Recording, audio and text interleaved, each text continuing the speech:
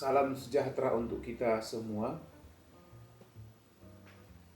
Saudara-saudara, para mahasiswa yang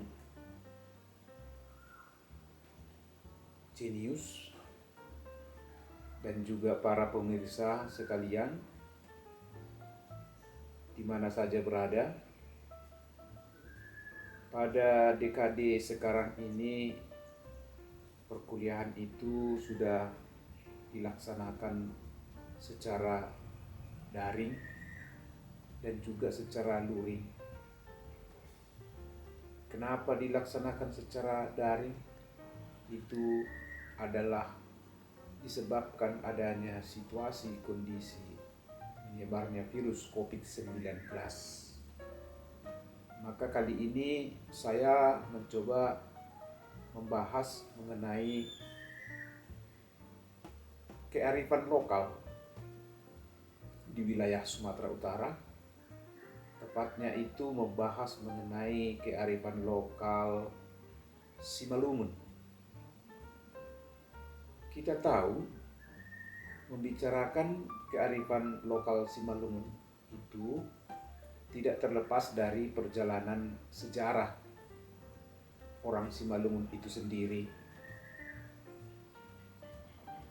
Karena itu, membicarakan sejarah akan mengetahui apa yang terjadi pada masyarakat Simalungun pada masa lalu.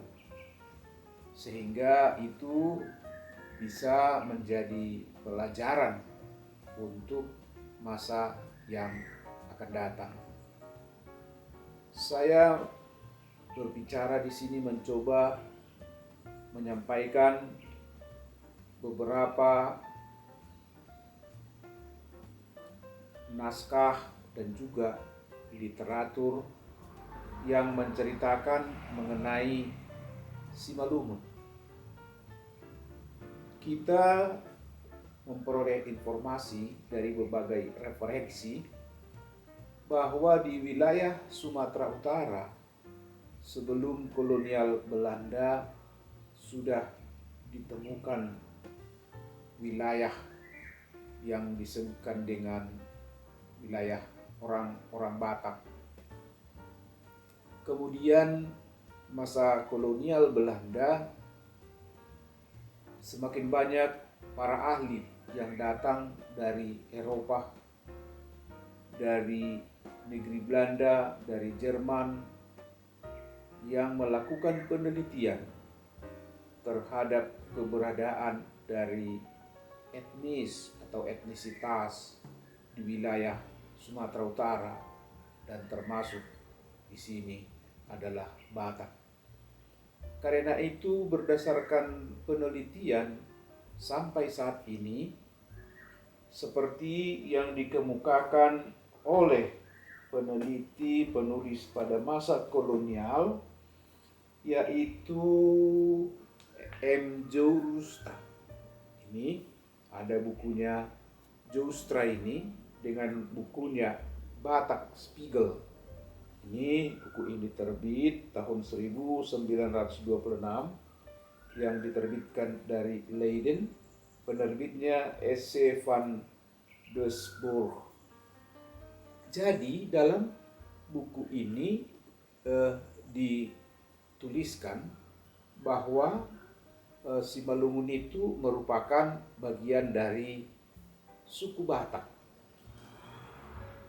Kita tahu suku Batak itu menurut ini juga ada Batak Toba, ada Batak Karo, ada Batak Pakpak atau Dairi, ada Mandailing, kemudian ada Simalungun, dan juga ada yang disebutkan dengan satu lagi yang keenam adalah Mandailing. Nah, sehingga kalau kita lihat di peta itu, peta termasuk peta kolonial, di situ dibuat, dibagikan, disebutkan bahwa suku Batak itu ada subnya, ada 6. Ya, inilah itu. Jadi kalau kita lihat, inilah dia, ada 6. Antara lain di sini ada Het Carolen, kemudian ada yang di Simalungun Het Timorlen. Timorlen inilah yang disebutkannya dengan Simalungun. Kemudian ada ketiga adalah Tapian Nauli. Nah, yang ketiga ini, Tapian Nauli ini, kalau sekarang kira-kira Tobala ini kan. Kemudian ada lagi yang disebutkan dengan Pakpak, Pakpak atau Dairi. Kemudian juga ada Angkola. Dan kemudian juga ada Mandailing. Nah, inilah pendapat. Tentunya bahwa pendapat ini bisa saja berubah sesuai dengan adanya temuan-temuan penelitian jika dilakukan.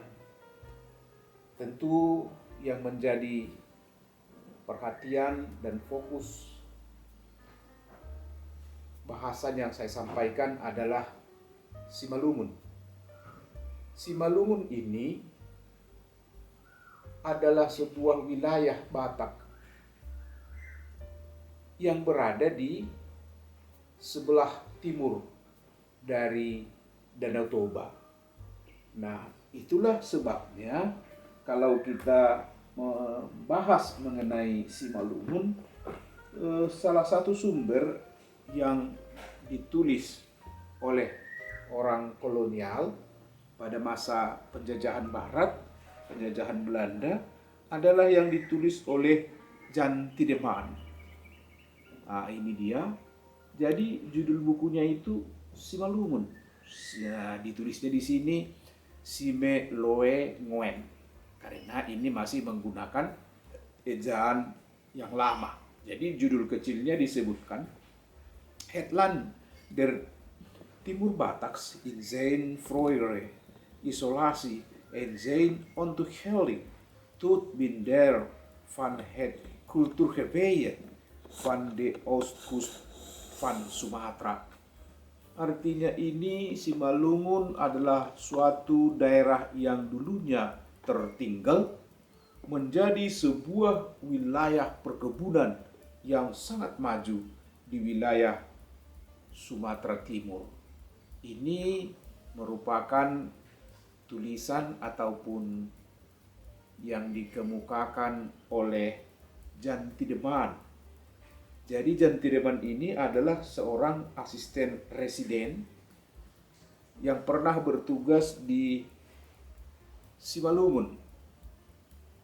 Pada saat itu, Simalungun itu sudah dikuasai oleh Belanda dan dijadikan menjadi sebuah wilayah afdeling Simalungun en Karolanden, dan Simalungun menjadi onder afdeling.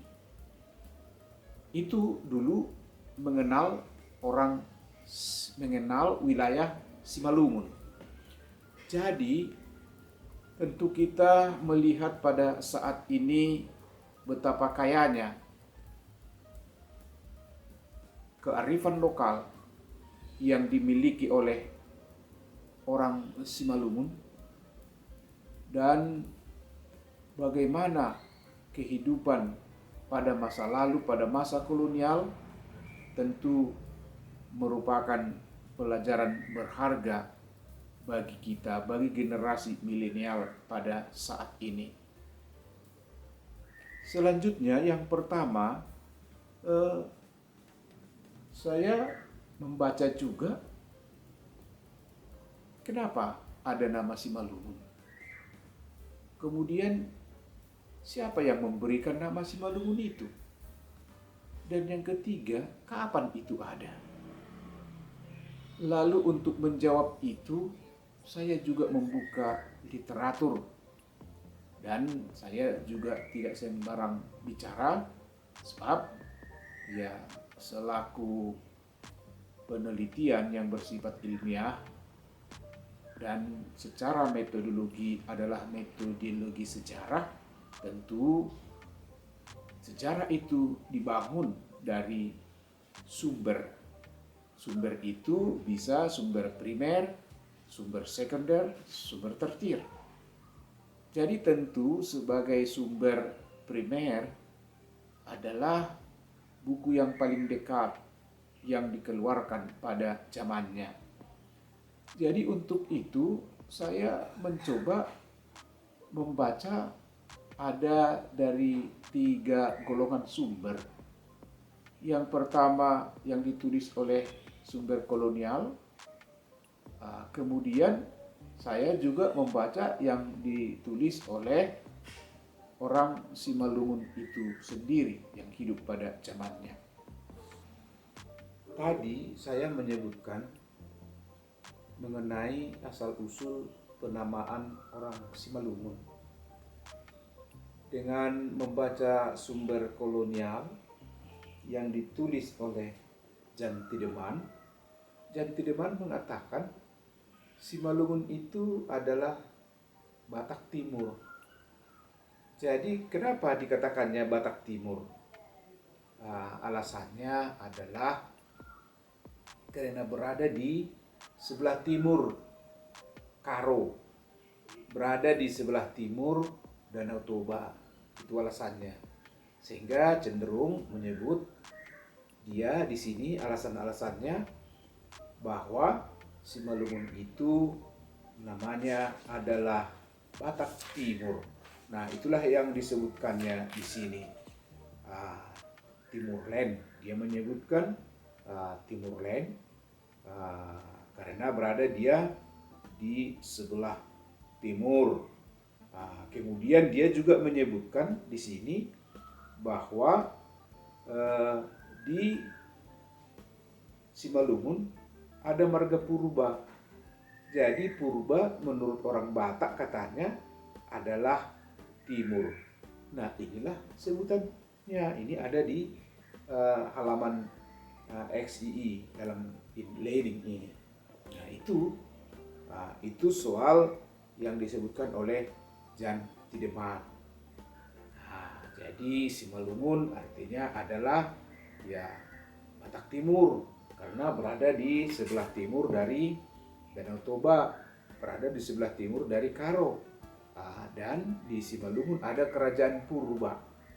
Purba itu artinya adalah timur.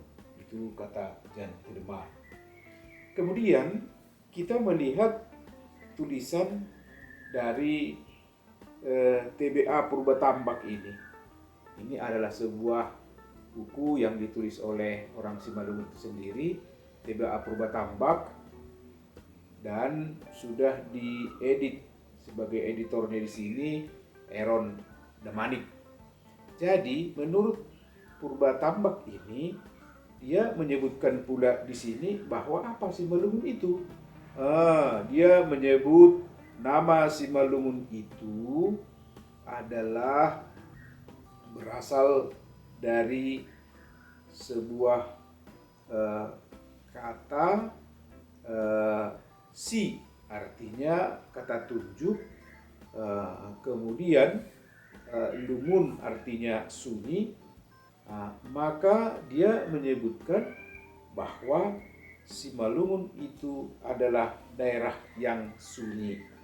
Itu katanya. Itu menurut TBA Purba Tambak. Jadi ya kemudian ada juga pendapat lain yang juga dari orang Simalungun itu sendiri, antara lain Uhada Manik.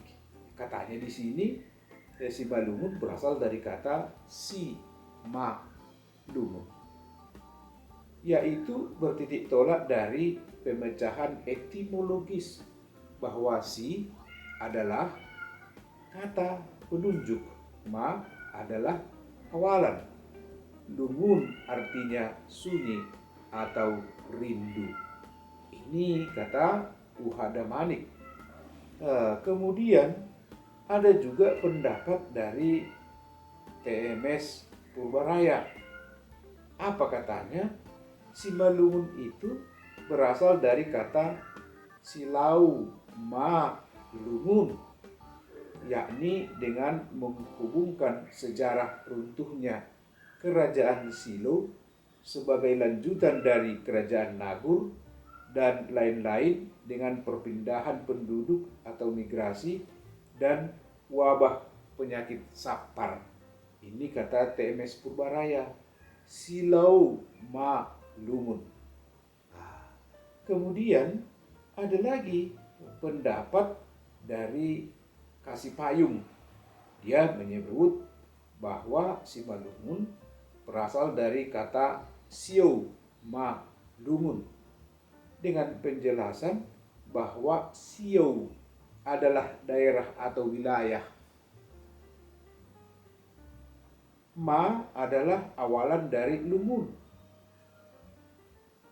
lungun adalah sunyi atau rindu, malungun berarti yang sunyi atau dirindui. Ini kata Kasipayung menyebut siau Malungun, siau daerah. Jadi siau Malungun itu daerah yang malungun, daerah yang sunyi atau daerah yang dirindui. Kemudian ada juga pendapat Dekapurba di sini, ini menyebut Simalungun berasal dari kata sima lungun. Nah, yang sama artinya dengan sisa. Lungun artinya kesedihan. Nah, jadi Simalungun artinya sisa dari kesedihan. Dalam bahasa Simalungun bahwa disebut sima-simani lungun yang akhirnya dilafalkan menjadi Simalungun. Ini soal pendapat dari orang Simalungun itu sendiri mengenai nama Simalungun itu. Jadi yang jelas ini soal penamaan, dan penamaan itu adalah identitas. Tentunya kita dapat gambaran pada saat ini, oh begitu rupanya mengenai Simalungun, sebuah wilayah yang dipandang bahwa kalau kita simpulkan dari pendapat-pendapat baik orang Eropa tadi maupun orang Simalungun itu sendiri, bisa kita tarik kesimpulan bahwa Simalungun itu adalah wilayah di sebelah timur Danau Toba, sebelah timur dari wilayah Karo, yang dulunya adalah sebuah wilayah yang jarang penduduknya atau sunyi malungun, sementara wilayahnya luas, sehingga wilayah yang sunyi itu menjadi dirindukan oleh orang. Makanya dikatakan Simalungun. Simalungun, sebuah wilayah yang sunyi dan dirindukan karena orang Malungun kepingin datang ke wilayah ini. Tentu dari segi logika maupun dari segi teori-teori bahwa wilayah yang sunyi dan juga tempat yang sunyi tapi luas dan tanahnya subur itu tentu menjadi dambaan dari setiap orang, terutama pada masa-masa abad-abad ke-18 atau abad ke-17, karena kehidupan itu adalah bersumber dari hasil tanah, hasil pertanian, hasil menguasai tanah. Jadi saat ini saya mencoba menyampaikan bagaimana Simalungun itu pada masa-masa lalu.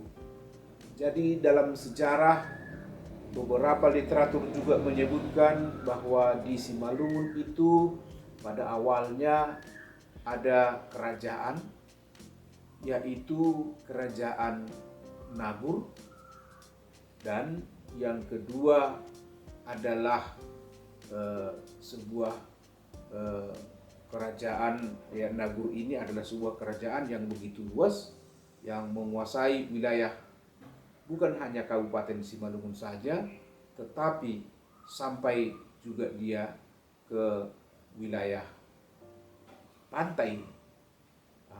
Kemudian setelah kerajaan Naguru itu, nah sebagaimana dituliskan juga oleh TBA Purbatamba dalam bukunya tadi, ya dia menghubungkannya dengan kerajaan kedua, yaitu kerajaan Silo disebutkannya di sini. Iya, kerajaan Silo. Jadi tentu karena itu adalah sebuah kerajaan pada masa lalu, itulah yang menjadi perdebatan juga sampai saat ini. Kerajaan terdahulu itu yaitu kerajaan Silo dan juga kerajaan Naguru. Jadi bagaimana kehidupan pada masa itu, sumber-sumber perlu lagi mendapat penggalian. Namun setelah berakhirnya kekuasaan dari kerajaan Silo dan kerajaan Naguru itu, di wilayah Simalungun muncul 4 kerajaan.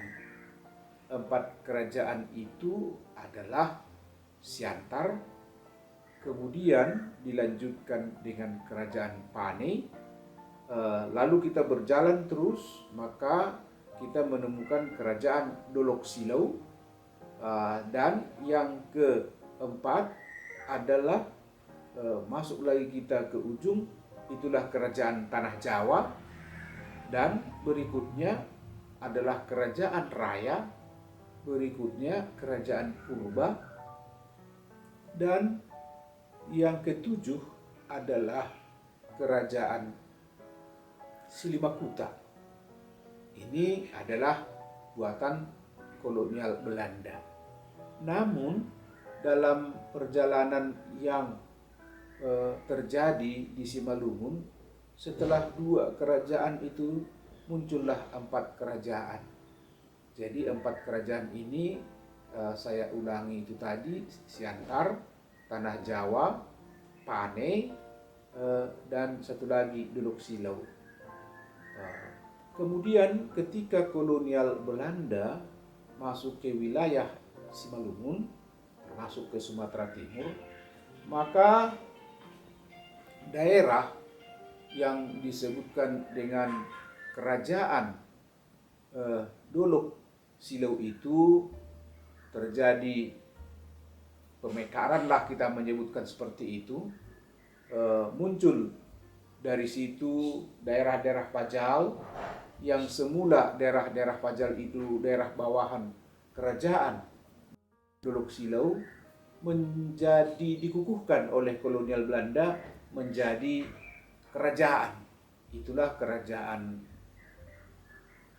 Raya, kemudian kerajaan Purba, dan yang ketiga adalah kerajaan Silimakuta. Itu terjadi dengan jelas tahun 1907.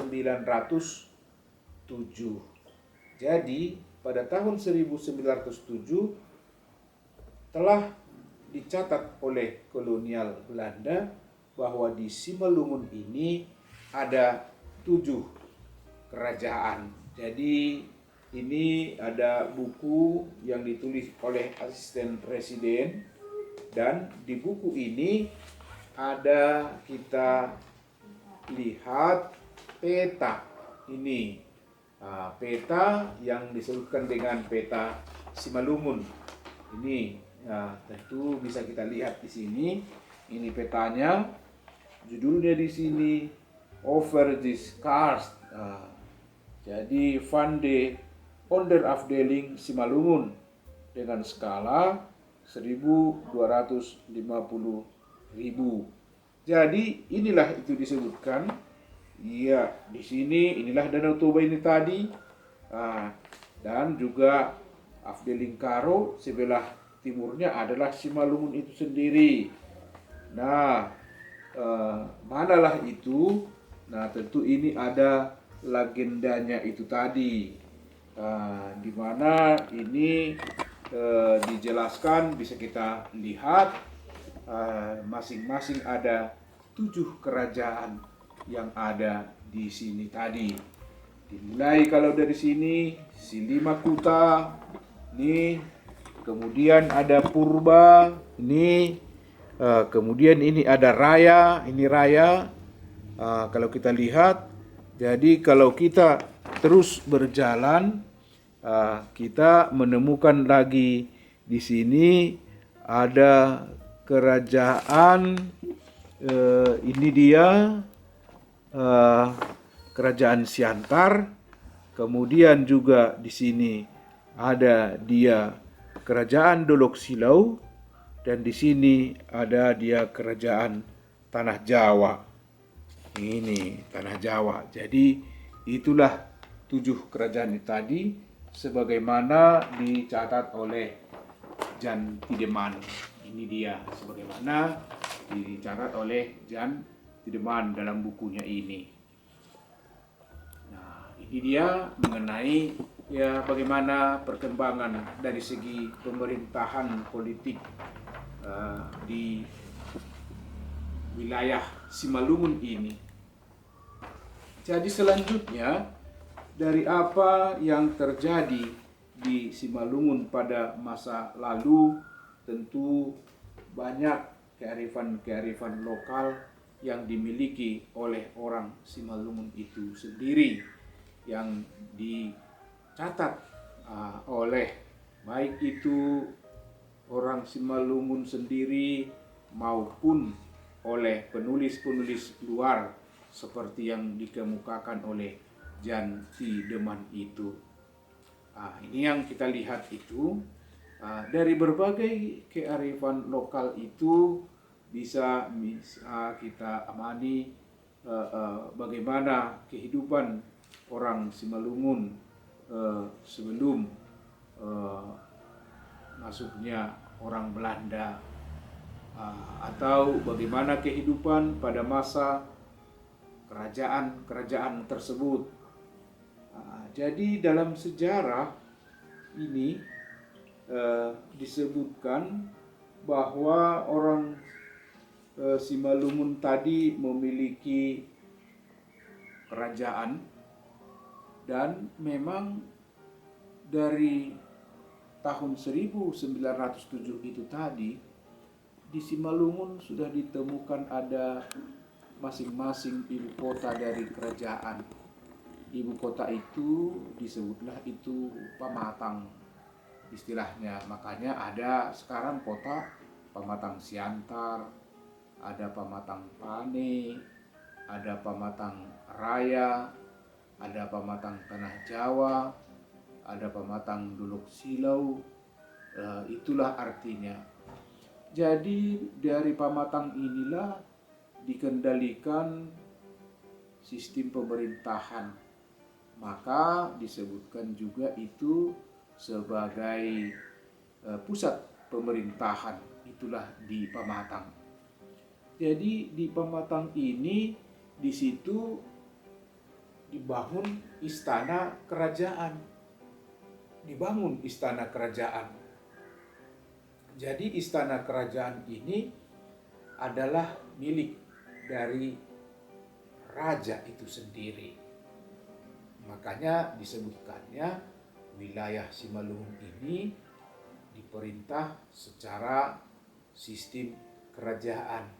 Ada raja, kemudian raja ini mempunyai permaisuri.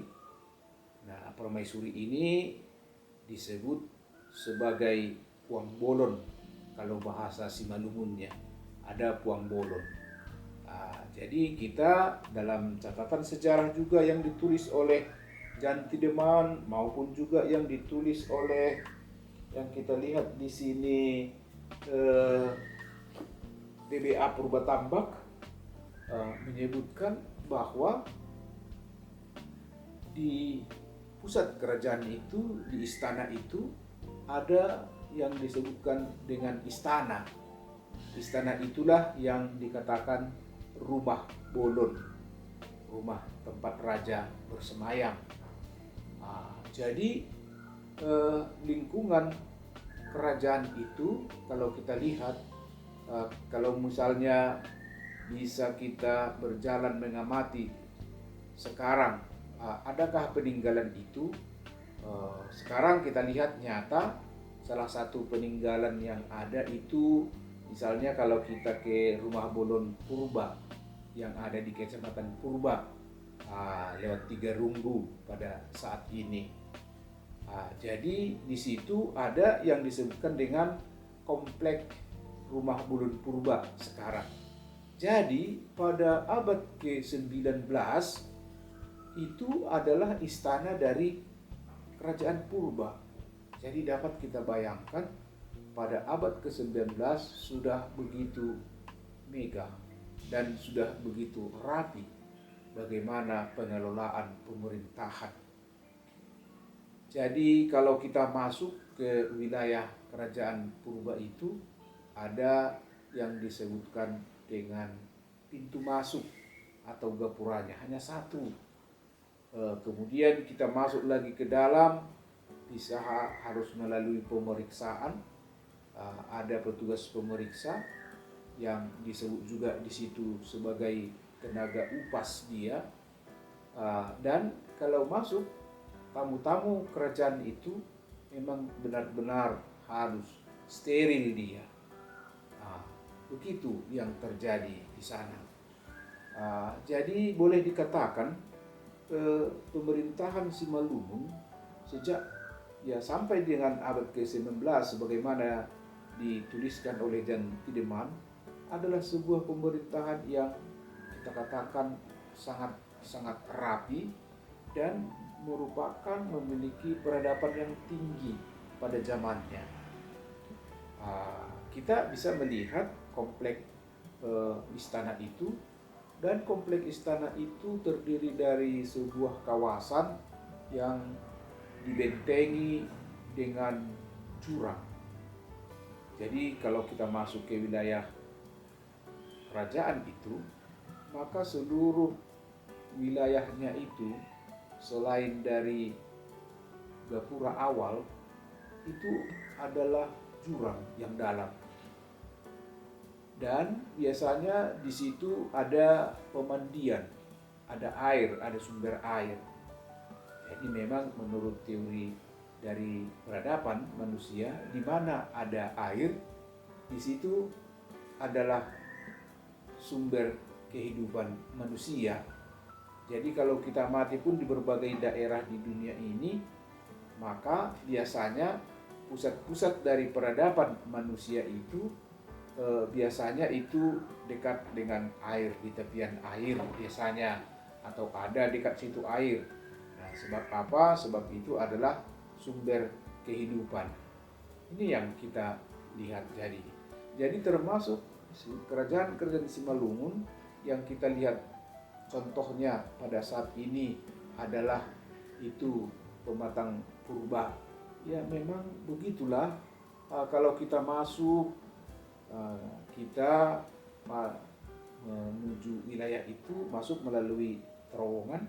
Kemudian setelah dia di dalam, tentu kita melihat beberapa bangunan yang ada di situ. Jadi bangunan itu adalah milik dari raja itu semua. Jadi di situ ada kita lihat tempat penjaga, kemudian ada juga di situ tempat menumbuk padi, atau disebutkan dengan istilahnya losung, pandudaan. Dan kemudian ada juga tempat pengawal, rumah pengawal, dan di ujungnya ada juga kita lihat makam. Sampingnya adalah makam. Jadi itu menandakan sekali lagi memang pola pemerintahan sudah terstruktur dan rapi. Itu dari segi tempat. Nah, kemudian bisa juga kita lihat dalam hal pergantian tahta kerajaan. Tadi ada disebutkan bahwa setiap raja itu harus memiliki permaisuri. Tentu permaisuri itu ada juga syaratnya. Ya, permaisuri disebutkan dengan istilahnya puang bolon. Puang bolon ini juga harus berasal dari putri raja. Maksudnya di Simalungun ada 7 kerajaan, maka setiap kerajaan memilih dari mana dia mengambil uang bolon. Jadi misalnya kalau kerajaan purba bisa mengambil putri dari kerajaan raya. Kalau kerajaan raya marganya Saragi, Saragi Garingging. Jadi anak dari uang bolon itu, anak laki-lakinya di kemudian hari kalau sudah melahirkan dari raja purba, itulah menjadi calon pewaris tahta kerajaan. Dan itu pun disebutkan tentu kalau dia belum dewasa belum juga bisa dinobatkan. Lalu syarat berikutnya nanti kalau dia sudah melahirkan seorang puang bolon, dilahirkannya laki-laki, maka anaknya laki-laki ini juga harus mencari putri dari raja, sehingga dia bisa dinobatkan menjadi raja sebagai pengganti. Ini merupakan salah satu struktur birokrasi yang sudah teratur pada masa kolonial. Begitulah juga di kerajaan yang 6 lagi, dan memang benar-benar kerajaan itu sudah memiliki keteraturan. Jadi sangat sederhana kita lihat dari istana kerajaan itu sebagai contoh. Walaupun kita melihatnya itu benda sekilas, kemudian bangunan sekilas, tentu kita sebagai orang dewasa ataupun yang berpikir ilmiah, kita melihat apa saja makna dari bangunan ini dan bagaimana struktur dari bangunan ini dan bagaimana kehidupan dari penduduk maupun kerajaan pada masa sistem kerajaan itu. Itu merupakan sebuah kearifan lokal tentunya bagi kerajaan yang ada di Simalungun. Jadi boleh kita menyebutkan bahwa di dalam sistem kerajaan itu sudah tersusun rapi, Jadi sekali lagi kalau kita mengamati ada kerajaan Siantar, mereka juga memiliki istana, namun pada saat ini tidak bisa lagi kita lihat karena sudah terbakar dia. Itulah di Pamatang. Demikian juga kerajaan Tanah Jawa juga memiliki, namun saat ini sudah tidak ada lagi karena terbakar. Demikian juga kerajaan Dolok Silau, dulunya ada tapi sudah terbakar, dan demikian juga kerajaan Pane, demikian juga kerajaan Raya, sisa-sisanya masih ada kita lihat. Demikian juga dengan kerajaan Silimakuta, sisa-sisanya masih kita lihat. Jadi tinggal kerajaan purba yang masih ada sampai saat ini. Ini yang kita amati dari bagaimana kearifan lokal yang ada di sana. Jadi tentunya bahwa dari segi perkembangan kita bisa melihat mengenai marga di Simalungun. Jadi apakah marga di Simalungun? Nah, kan sering menjadi pertanyaan bagi kita, oh Simalungun ini marganya marga apa katanya kan? Jadi marga di Simalungun itu menurut yang dituliskan oleh ini TBA Purba Tambak, ini ada bukunya. Dia menyebutkan di sini bahwa di tanah Simalungun itu atau yang dikenal tadi dengan Batak Timur ada 4 marga. Marga 4 itu apa saja? Yang pertama marga Damanik.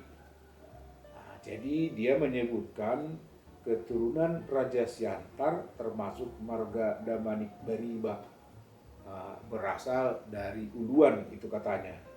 Jadi sampai sekarang bertempat di daerah Siantar sudah ada 8 keturunan. Ini kata TBA Purba Tambak. Jadi cabang-cabang dari marga ini ialah Damanik Tomo, keturunan dari Dolok Malau, Damanik Ambaritan, Damanik Gurning, dan yang disebut marga-marga di belakang Damanik itu. Jadi disebutkannya Tuan Silappu yang dulunya berdiri sendiri. Dan terakhir ini masuk ke daerah kerajaan Siantar adalah bermarga Saragih. Ini pendapatnya. Baru yang kedua adalah marga Sinaga. Ini marga di Simalungun. Jadi keturunan Raja Tanah Jawa termasuk marga Sinaga. Jadi menurut TBA Purba Tambak ini, dari marga Sinaga ini termasuk juga keturunan Corlang Hataran dan Marjaji Asih. Sedangkan Dolok Panribuan disebutkannya Hatun Duhan dan Batangio termasuk Sinaga Dadio Hoyong Bodat. Jadi selain daripada marga tersebut, juga ada marga Sinaga di sekitar kota Prapat saat ini, yaitu daerah Girsang dan juga Sipangan Bolon. Jadi disebutkan mereka ini bersaudara dari 3 nenek moyang, yang katanya ada Opung Bonar Sinaga Sidahap itu daerahnya meliputi daerah Girsang. Kemudian ada Opung Uruk Sinaga Sidasuhut, daerahnya meliputi daerah Sipangan Bolon atau Kampung Porti, Mandalai, Sidaluagan, Simanjorang, dan Simaibang. Dan yang ketiga Opung Ratus Sinaga Sidabariba, daerahnya ini meliputi kota Parapat, Sibaganding, dan sekitarnya. Marga ketiga adalah marga Saragih. Ini keturunan Raja Raya termasuk marga Saragih Garingging. Jadi disebutkannya berasal dari Tambak melalui Garingging. Garingging ini dari Tanah Karo. Jadi disebutkannya cabang dari marga ini ialah Saragih Naimunti, keturunan dari Tuan Silapuyang, Saragih Sitanggang, keturunan dari Raja Sitanggang yang pernah berkuasa di daerah Siantar sebelum kerajaan bermarga Damanik. Ini kata TBA Purba Tambak. Kemudian banyak cabang-cabang dari marga Saragih ini. Ada lagi dikatakannya di sini Saragih Turnip. Kemudian ada Saragih Dajawa. Kemudian ada Saragih Dasalak. Ini dia. Ini cabang-cabang dari marga Saragih. Marga yang keempat adalah marga Purba Tambak. Iya.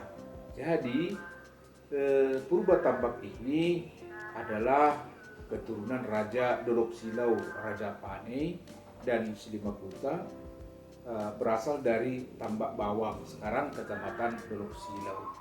Jadi cabang-cabangnya ialah ini purba tambak bawang. Nah, berasal dari kampung tambak bawang, ujung bawang, nah, bawang dan sekitarnya. Nah, baru selain itu ada juga marga purba Pak. Keturunan Raja Purba adalah dari uh, Tutung Batu di dekat Pak Kabupaten Dairi.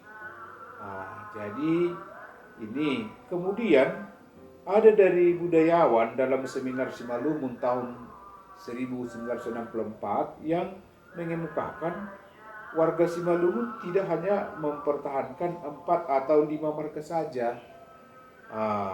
Jadi ya usul ini pernah dikemukakannya pada rapat Harubuan Bolon bahwa Raja-Raja Simalungun pada tahun 1930, tetapi pada waktu itu untuk sementara belum dapat dijalankan peraturan yang serupa itu. Jadi terhadap beberapa kerajaan, istri dari raja-raja memang marga cabang ini ada yang diperlakukan, tetapi menurut pendapat dari TBA Purba Tambak dimaksudkan untuk membedakan oleh raja-raja dahulu maupun nasib uang bajak istri. Nah, itu katanya. Nah, jadi dengan demikian bisa kita lihat juga sampai sekarang marga di Simalungun itu marga utama adalah Ampat yang sering disebut Sisa Dapur, Sinaga, Saragi, Damanik, Purba. Jadi kalau ada para pendatang migran masuk ke wilayah Simalungun, maka mereka menyesuaikan terhadap 4 marga itu tadi. Nah, misalnya kalau dia datang dulu dari wilayah luar, kau margamu apa? Sidalahi. Oh tidak, nah, kau menyesuaikan menjadi marga Sinaga. Nah, kira-kira seperti itulah contohnya. Jadi kalau datang misalnya Simarmata, ya tidak, kau tidak Simarmata, kau masuk menjadi marga Saragi. Nah, kira-kira seperti itu. Nah, itulah sedikit dulu mengenai gambaran orang Simalungun. Nah, tadi dari awal sudah saya menyebutkan bahwa Simalungun itu penamaannya, dan kemudian juga bagaimana bentuk pemerintahannya, dan yang ketiga ini adalah bagaimana dan siapa saja marga yang ada di Simalungun. Jadi ada 4 marga tadi, dan dari keempat marga itulah tentunya kalau ada datang migran ke wilayah itu, mereka menyesuaikan terhadap marga itu. Nah, itulah untuk sementara pada pertemuan ini, dan pertemuan yang akan datang kita akan membahas materi yang lain mengenai kelanjutan dari kearifan lokal Simalungun ini. Sekian dan terima kasih, dan kita akan bertemu pada episode berikutnya.